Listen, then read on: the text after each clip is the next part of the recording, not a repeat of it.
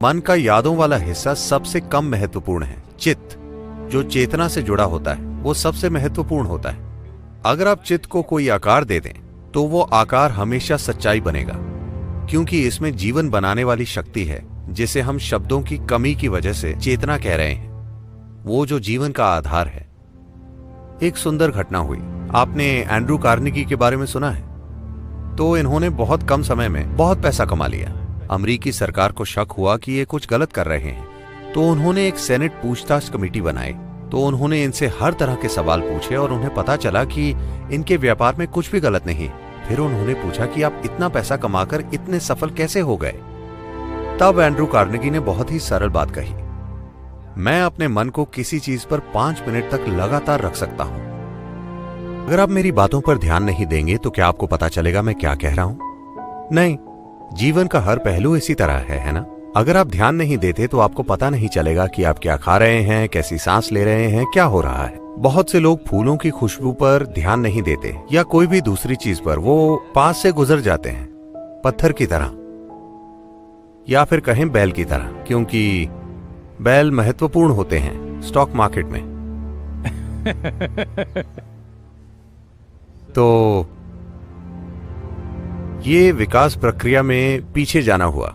अगर आप बैल या भालू की तरह चलें तो आप पीछे जा रहे हैं। आप विकसित होकर इंसान बने हैं, इसमें लाखों साल लगे हैं। अब आपको पीछे नहीं जाना चाहिए। इंसान होने का मतलब है, इंसान के बारे में अनूठी चीज ये है कि हम वही चीजें करते हैं जो जानवर करते हैं। बस यही है कि जो जानवर करते हैं हम भी वही करते हैं, लेकिन हम उसे जागरूक होकर कर सकते हैं। ये बहुत बड़ा फर्क है।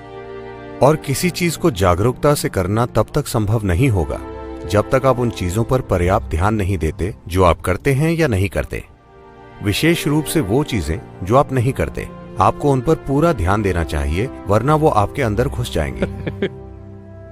तो ये अटेंशन डेफिशिएंसी सिंड्रोम इसलिए हुआ है क्योंकि लोग जानकारियों को शिक्षा समझते हैं। फिलहाल हमारी पूरी शिक्षा व्यवस्था ही ऐसी है। आप पर जानकारी का ढेर डाल देना।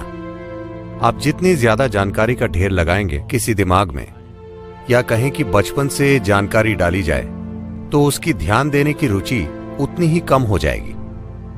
क्योंकि कुछ भी जाने बिना जानकारी आपको एक झूठी भावना देती है कि आप सब जानते हैं। यह अब एक फैशन बन गया है। आज अगर आपको एक डिनर पार्टी में आमंत्रित किया गया है तो आप गूगल पर 100 करोड़ आकाशगंगाओं की जानकारी ढूंढते हैं। उन सभी को नंबर और नाम दे दिए गए हैं, ठीक है? वो 567 BZ, वो गैलेक्सी, उसके बारे में आपके पास कुछ जानकारी है। आप गूगल पर जाते हैं, 2 वाक्य उठाते हैं और पार्टी में जाते हैं। जो भी आपसे बात करता है, नमस्ते, आप कैसे हैं, आप कहते हैं, अरे क्या आप इस गैलेक्सी के बारे में जानते हैं जो करोड़ों प्रकाश वर्ष दूर है, जो BB ऐसा कुछ है? आप इस बारे में बात करते हैं और सभी को लगता है कि आप स्मार्ट हैं। There's a whole problem with the world right now. पूरी दुनिया के साथ फिलहाल यही समस्या है। हम सूचना को बुद्धि समझने की गलती कर रहे हैं।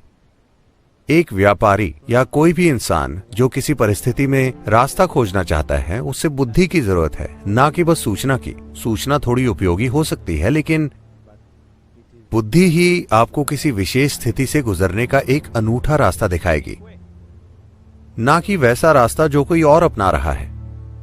हम सूचना को बुद्धि समझने की गलती कर रहे हैं।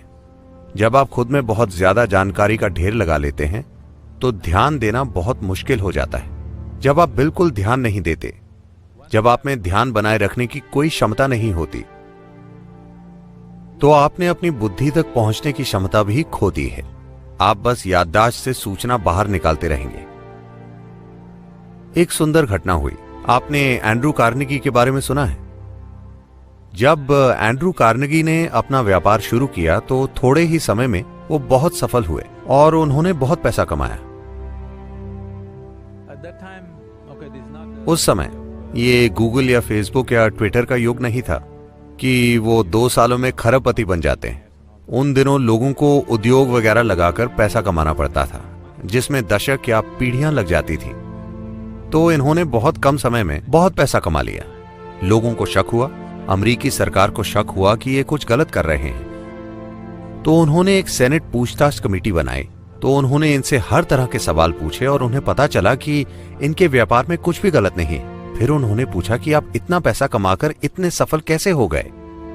तब एंड्रू कार्नेगी ने बहुत ही सरल बात कही, मैं अपने मन को किसी चीज पर 5 मिनट तक लगातार रख सकता हूं। 5 मिनट। क्या आप में से कोई भी ऐसा कर सकता है? सभी सेनेटर सोचने लगे 5 मिनट में क्या मुश्किल है, और उन्होंने एक प्रयोग तैयार किया। उन्होंने अपना ध्यान टिकाने की कोशिश की। वो कुछ सेकंड तक भी नहीं टिका पाए। एक पल यहां, दूसरे पल वहां। ज्यादातर इंसानों की यही हालत है। तो फिर वो बोले, आपको अमेरिका नहीं चलाना चाहिए। तो इंसानी क्षमता चित्त नाम की एक चीज होती है। अंग्रेजी भाषा में सिर्फ माइंड होता है। ज्यादातर मन के यादों से जुड़े हिस्से को मन माना जाता है। योगिक सिस्टम में मन के 4 मुख्य पहलू हैं। मैं विस्तार से नहीं बताऊंगा, लेकिन मन का यादों वाला हिस्सा सबसे कम महत्वपूर्ण है। चित्त, जो चेतना से जुड़ा होता है, वो सबसे महत्वपूर्ण होता है। अगर आप चित्त को कोई आकार दे दें, तो वो आकार हमेशा सच्चाई बनेगा, क्योंकि इसमें जीवन बनाने वाली शक्ति है, जिसे हम शब्दों की कमी की वजह से चेतना कह रहे हैं। वो जो जीवन का आधार है। जब आपका मन उससे जुड़ जाता है, तो आपका मन जो आकार लेता है, मन एक बादल की तरह है। आप उसे कोई भी आकार दे सकते हैं। आप उसे देवता बना सकते हैं, आप उसे शैतान बना सकते हैं, आप उसे पशु बना सकते हैं, आप उसे जो चाहे बना सकते हैं। ये एक आकार रहित चीज है। तो अपने चित्त को आप जो आकार देते हैं, वो हमेशा दुनिया में सच्चाई बनेगा, क्योंकि इसे जीवन को बनाने वाली ऊर्जा से शक्ति मिलती है। तो यही मन का सबसे महत्वपूर्ण पहलू है, ना कि यादें।